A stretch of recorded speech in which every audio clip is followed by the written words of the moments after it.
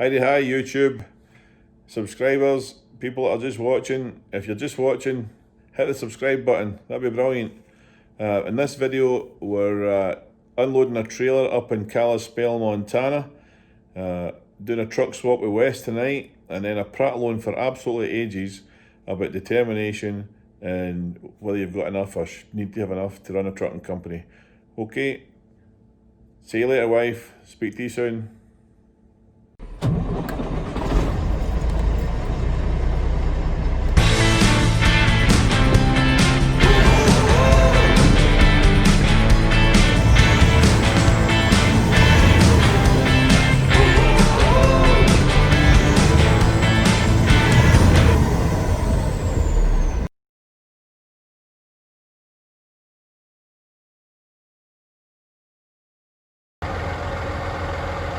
Well, I'm getting unloaded super fast. It's 8 o'clock. Receiving time. It's 8 o'clock. There's nothing better in my world than getting into a loading dock before your time. And I think I've got about 4 or 5 pallets to come off and I'll be out of here. It's 8 o'clock right now, bang on the button, so I never planned it that way. It's just complete coincidence, but first truck here, only truck here. I like these small places that you deliver to. See, school buses on their route, nice and early. So I just need to get unloaded here and head down to Idaho. Absolutely nothing anywhere near here. That's why you get such strong money coming in. But then again, you get good fuel mileage going out. So that's good. Anyhow, that's about it. I need to just look for a load for this truck for tomorrow probably. If I can grab something at Hamer on the way down past, I'll do that, going down I-15 before I hit Idaho Falls. But it's awful smoky here, you see that? There's mountains all there, you can barely make them out. That's the fires that's doing all that on the west coast. So anyhow, there we go, speak to you in a bit. Okay, it's Tuesday night. I'm down here at Fort Hall again, doing a trailer swap. This time Wes is coming in with the old green beast. She's gone out today and made her crust again, while this one was in dry dock. It had a wheel seal gone in the back end here, and got the oil changed, got it all greased up, and new set of brakes on there. This one got done just recently, actually, so yep, that's her ready. Going to North Carolina, Charlotte, North Carolina. So yep, here she comes now, trundling in. Trusty old roller coaster, tar boiling, oil burning, coal fired truck. So looks like the driver's happy to be driving it.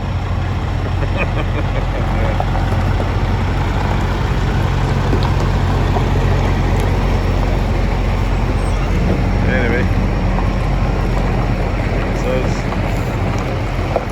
okay, we'll get these swapped over and head up the road again, get some more work to do in the shop. So alright, so Tuesday night, it's been not a bad start to the week, quite a few things done, and I've got a truck headed to North Carolina tonight. Wes is driving it, and it's a good paying load. He's a good man, good driver. Paul and Darren, they're ready to unload tonight. Going to be bounced up to Alabama tomorrow, grab a load and unload Friday morning in Denver. I'll get them something coming back to here, and I'll probably run out and swap with them. Brett, he unloaded this morning. He's reloading tomorrow in Georgia with the load that stops in Denver, then Salt Lake. And Clay, he's trying to unload in Atlanta right now to bounce up to Indiana tomorrow. So hopefully I can get those off and get another loads on. But I've just been watching a film, and it's kind of giving me the notion to talk about something that I think if you're going to have your own trucks or your own business, that you need to not necessarily watch the film, but you need to have a bit of grit Where does it come from? Don't know. But the film was Braveheart. Yeah. All my pals in London will be taking the mick out of me because they all used to shout at me every time they saw me. They would shout, "Freedom!" You know. So anyway, it's I don't know where that comes from. That determination. Companies that make it are run by people who are determined. Companies that don't, not necessarily all the time, but they usually stop working and operating because the person who is the main driving force behind that company has had enough, throws in the towel. Certainly some of the sensible ones will throw in the towel, and if you're like me and you're determined and you're pig-headed and you're stubborn, you'll struggle on till you're like the guy from the Monty Python film for the Holy Grail, where the knight is fighting and he gets an arm cut off and he says it's only a flesh wound, and another one cut off and it's a flesh wound, and a leg cut off, it's only a flesh wound, and you know, so that combined with watching Braveheart has made me wonder what it is that you have to keep going. When I was a teenager, I left school and the miners' strike was on just around about that time, 84 was when I left school, but there wasn't any jobs, there was no money, there was no work, everybody was skint. All these options that people have now about going to college and going to university. I was quite clever at school, but people from mining villages where I grew up didn't really go to university. It wasn't really the done thing. You became a welder or a mechanic. If you were lucky enough, you got a YTS and worked for £26 a week. I got a job working in a coal mine when I was a youngster, but before that there was no jobs, and we all used to go, that were big enough, we would walk 2.5 miles to a coal bin and dig into a coal bin and shovel powdery coal dross and lumps of coal mixed into a shopping basket and shake it and put a wee bit in your bag, another bit and a wee bit in your bag, and you get 100 weight of coal, which is 112 pounds of coal. You tie it shut with a bit of string, lift it up on your shoulders and carry it 2.5 miles home and sell it for £4. Big business. It wasn't illegal, but it was all you could do. It was the done thing. It's all anybody did. And I don't know whether that determination when you're walking along an old disused railway line for the better part of 3 miles by the time you get up into the bings, but carrying that bag of coal on your back for that amount of distance gives you determination, just a bit of grit to keep on going, one foot in front of the other. Because there's been a lot of times in my life where I've had to draw on some sort of grit, some sort of determination that you that's inside you. Where do you get it? I don't know. Some of it I might think is genetic. Your parents and your grandparents have. My dad's certainly a trier and keeps going on with his life and doing things. But when I watch the old Braveheart on the telly the night, you can't help get a bit emotional about where you're from. And I don't say this negatively towards any other country or nationality in the world, but I'm very proud of where I come from. I'm very proud of the fact that when I hear that reed instrument playing in Braveheart, and I hear, not the bagpipes, but that sort of Celtic sounding music, it reminds me of Loch Lomond, and when you drive up from the Green Welly up into for me that's when you change into the Highlands, when you got past the Green Welly, going towards Fort William, and you get up over Rannoch Moor, and it's quite spectacular. When I see the stuff on the telly tonight, I think maybe some of the determination that you have comes from where you're from a bit, maybe. I think there may be some sort of Scottish thing inside you that makes you want to keep going, have a go, keep trying, be determined. I'm not going to be beaten. Nobody's beating me. No chance. You know, don't know. That might be it. And, you know, some of it might be that you've got responsibilities that you need to pay for. You know, wife, kids, grandkids, all that stuff. So, but I think if you're going to be in business, you've got to have that. Because see, if you don't, and I'm not saying that you have to be able to carry a bag of coal on your back for 3 mile, but there's times where I've had a bus going out in the morning, I've had to be down outside, lying with water in my back, put an exhaust on it so as I can go out to school in the morning, because you have to, there's no choice, or you can't do it. You know, you don't just get to say, I don't feel like it today. Saturday night there, we were out till 4 o'clock in the morning, getting the truck ready to finish a load, start a load that's going to Florida, the unload tomorrow morning, Wednesday morning, and that's revenue that we've generated because we were stubborn enough to dig in and get the job done.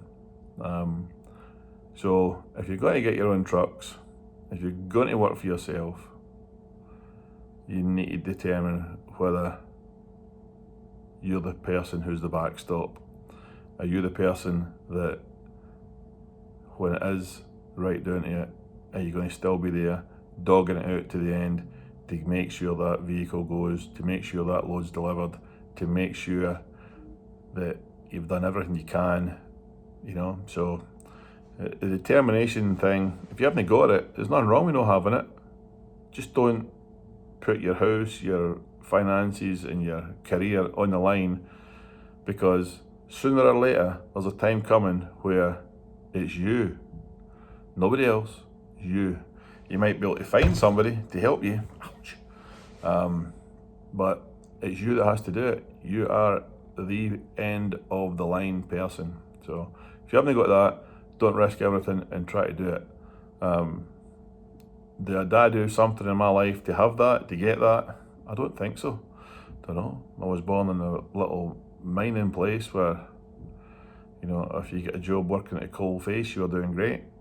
You know, if you're an electrician in the pits or you're a fireman in the pits, you're doing great. You know, that's about that. But I don't think I did anything spectacular to get determined or stubborn or whatever. But that's me rabbiting a bit now about that. But there's been a lot of times in my life where I've had to find something, dig deep, and you know, when you see Mel Gibson, I know it's a film, yeah, right? So, but when you see Mel Gibson lying there and they're wanting to cave in and, you know, acknowledge the King of England, and with every bit of ounce of what he's got in him, he yells freedom and defiance, and you have to be, if you know, you don't have to, but it'll do you really good if you've got that extra gear. That's something that you need to push your business over the line, to be able to do it when nobody else would do it. If it was easy, everybody would be doing it, okay? In my opinion, trucking in America is easy.